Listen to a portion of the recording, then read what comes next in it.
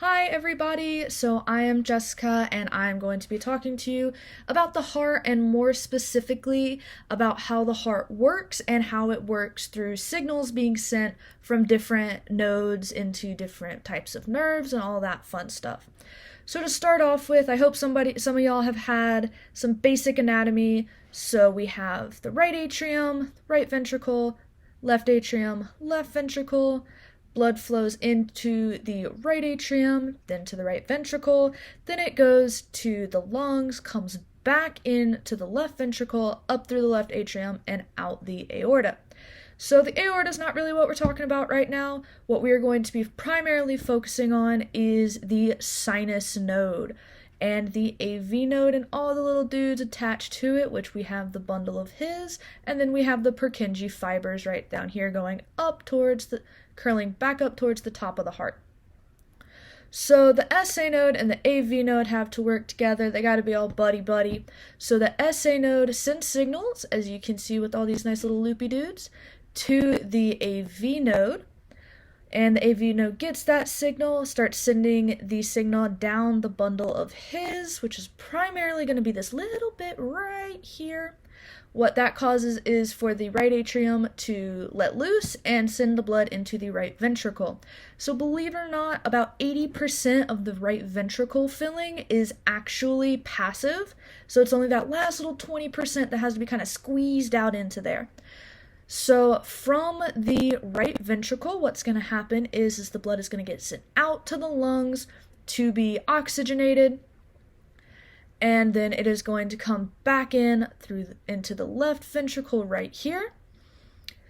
So as the signal goes down into the septum, and as the oxygenated blood fills the left ventricle, what is going to happen is the signal is going to start finishing out here at the bottom of the septum and start going up those Purkinje fibers.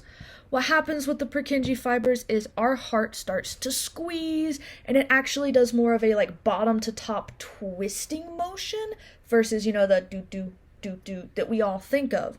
So it kind of squeezes and curls a little bit, and that's going to send the blood from the left ventricle up through the right atrium and then up into the aorta. So obviously, as we depolarize, the previous areas are going to get the sign to repolarize. So obviously, this guy contracts, blood goes down to here, this guy starts repolarizing, go back down. All in all, the heart kind of moves fast enough to where it repolarizes kind of as a nice solid flow. And that's when you see our nice little electrocardiogram. You go do, and then do, do, do. This is really bad, and then do. So this little do right here is, this little spike going up is going to be this little guy right here is going to be the repolarization of the heart. Let me get that out of here because that was really bad, but it's fine. And so, sometimes the heart doesn't listen to the signals like it's supposed to.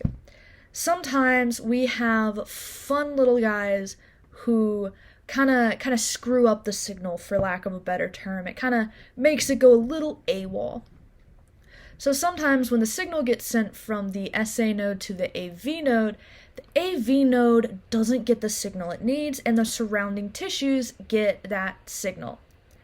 So an irregular heartbeat or arrhythmia is a fairly common issue, especially for those who don't exactly have the healthiest of hearts. So what we use to treat arrhythmias is called a cardiac ablation.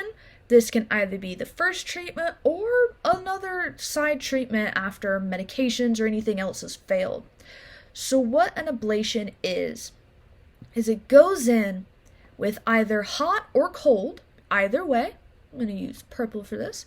And it creates little micro scars on the tissues.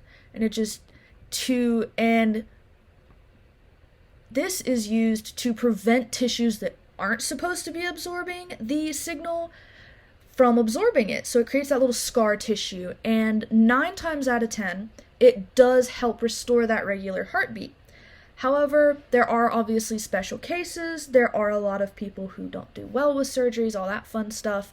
And normally, to get this little guy is he runs up and he runs through, and then he does his little squiggles. This is normally done via a catheter, which is normally very, very thin, running through a vein or an artery into the correct atrium or ventricle where things are getting a little messed up. So it's obviously pretty, arrhythmias happen. Sometimes they go away by themselves, sometimes they require medicine, sometimes they require minor surgeries, but all in all, the SA node and the AV node are primarily responsible. So signal goes from the SA node to the AV node.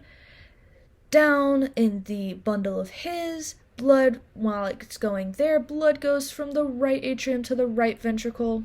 Once it meets in once the signals get sent to the septum of the heart, which is in the middle here, blood goes out and back in from the lungs to the left ventricle, signals going down, and then it starts splitting off, shoom. And this is what causes the heart to do its fun little twisty squeeze, and that causes the blood to get sent from the left ventricle up to the left atrium and up and out to the rest of the body.